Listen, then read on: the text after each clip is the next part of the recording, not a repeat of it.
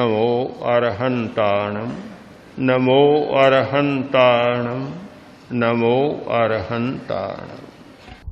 आत्मनियंत्रण का पहला सूत्र उपवास, उपवास, और आत्मनियंत्रण का दूसरा सूत्र है शरीर। शरीर को साधें, शरीर को साधें। बहुत जरूरी बात है कि शरीर को नहीं साधा जाता, स्नायुओं को नया अभ्यास नहीं दिया जाता, स्नायुओं की नई आदतों का निर्माण नहीं किया जाता, तब तक व्यक्तित्व का रूपांतरण नहीं किया जा सकता। विलियम जेम्स ने मनोविज्ञान के सिद्धांतों की चर्चा करते हुए द प्रिंसिपल्स ऑफ साइकोलॉजी पुस्तक में उन्होंने बहुत अच्छा विवेचन किया है कि अच्छा जीवन जीने के लिए अच्छी आदतों को बनाना जरूरी है, और अच्छी आदतें बनाने के लिए अभ्यास जरूरी है। यदि हम अभ्यास नहीं करते हैं और कोरा चाहते हैं कि हमारी आदतें अच्छी हों, तो वह कभी सफल नहीं होगा। तो उन्होंने 3-4 गुर बतलाए, सूत्र बतलाए। यदि अच्छी आदतें डालनी है तो सबसे पहले अच्छी आदतों का चिंतन करो, अभ्यास करो, और पुरानी बुरी आदतों को रोको। दूसरी बात कि अच्छी आदतें डालने के लिए एक विशेष प्रकार का अभ्यास दो, शरीर को विशेष प्रकार का अभ्यास दो, क्योंकि विशेष स्थिति का हम शरीर का निर्माण नहीं करते हैं तो हमारी अच्छी आदतें हो नहीं सकती, क्योंकि स्नायुओं को जो आदतें हमने पहले से दे दी वे आदतें चलती हैं। हम मन नहीं करते तो भी एक चक्र की भांति चलती हैं। ठीक समय आता है और मिठाई की बात याद आ जाती। क्यों? इसलिए कि जीभ को एक आदत दे दी कि नाश्ते में कोई मिठाई खानी है, या दोपहर में जो भोजन करते हैं उसमें कुछ मिठाई खानी है, 2 कतलियां खानी है। हाँ, 2 कतलियां खानी है। तो जब वह समय आया और अपने आप स्नायु याद दिला देंगे कि वह मिठाई खानी है। आम का मौसम आया और प्रतिदिन आम खाते हैं, ठीक समय आया और याद आ जाए। यानी खाने की, सोचने की, विचारने की, काम करने की जो आदत जैसी हमने डाल दी, स्नायुओं को आदत हो जाती है।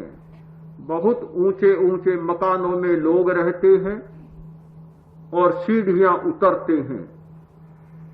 पहली बार जब उतरते हैं बहुत सावधानी से उतरना पड़ता है, दूसरी बार उतरते हैं तो सावधानी कम हो जाती है, और जब 100वीं बार उतरते हैं तो सावधानी की कोई जरूरत नहीं।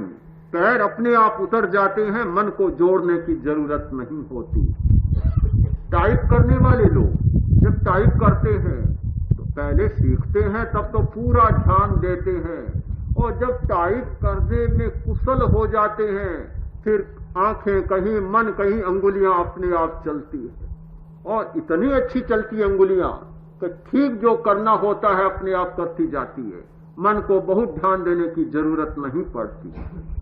तो हम जिस प्रकार की आदत डालते हैं स्नायुओं को, वैसी ही हमारी आदत हो जाती है, वह काम अपने आप होने लग जाता है।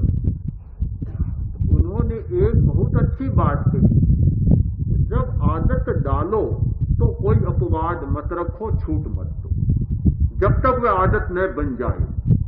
आज ध्यान किया, स्नायुओं को थोड़ी आदत डाली, कल छोड़ दिया, परसों छोड़ दिया, चौथे दिन फिर ध्यान किया, शुरू में ही आपने छूट दे दी, इसका मतलब आपकी वह आदत बनेगी ही नहीं। आज आसन का प्रयोग किया, आज प्राणायाम का प्रयोग किया, 4 दिन का लंघन कर दिया, 5वें दिन फिर शुरू कर दिया, कभी आदत नहीं बन पाएगी। कभी बिल्कुल छूट मत दो, प्रतिदिन उसको करो।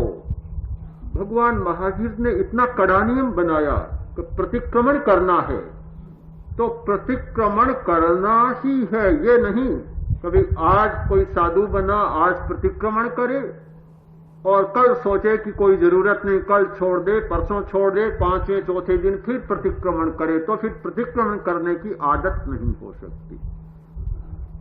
आज क्षमा करे, सहिष्णुता का भाव दिखलाए, प्रदर्शित करे और कल फिर लड़ ले, परसों फिर लड़ ले, चौथे दिन फिर क्षमा करे। क्षमा की आदत नहीं हो सकती। आदत डालनी है तो कोई अपवाद नहीं, जब तक कि वह आदत बन न जाए, पक न जाए, वह स्वभाव न बन जाए, तब तक कोई भी उसमें अपवाद न रहे। यह है हमारा कायक क्लेश। कायक क्लेश का सूत्र कि शरीर को इतना साध लो, आसन के द्वारा, कायोत्सर्ग के द्वारा, श्वास की क्रिया के द्वारा शरीर को इतना साध लो जिससे कि शरीर वही काम करे कि जो तुम उसे निर्देश दो, या जो तुम अच्छी आदत डालो वही काम करे, कोई भी गलत काम न करे। यह है आत्मनियंत्रण का दूसरा सूत्र, काया को साध लेना, शरीर को साध लेना। आत्मनियंत्रण का तीसरा सूत्र है प्रतिसंलीनता। प्रतिसंलीनता की आदत डाले। प्रतिसंलीनता अर्थात जो कुछ हो रहा है वह न होने दे, किंतु उसे उलट दे। उलट दे। 2 क्रम चलते हैं हमारे जीवन में, एक प्राकृतिक और एक साधना का। एक प्राकृतिक क्रम है, हमें कुछ विशेष अवयव उपलब्ध है। हमारा शक्ति केंद्र है, यानी यह पेड़ू के नीचे का सारा भाग है। यह किस लिए? प्रकृति ने दिया है काम सेवन के लिए। सारी काम की चेष्टाएं इस अवयव चक्र के द्वारा होती है। सारी काम की वृत्तियां यहां उभरती हैं, यहां प्रकट होती है और मनुष्य इसके द्वारा काम की वासना को पूरा करता है। तो मतलब यह हुआ कि यह सारा संस्थान है प्रकृति द्वारा प्रदत्त संस्थान, काम वासना की पूर्ति के लिए।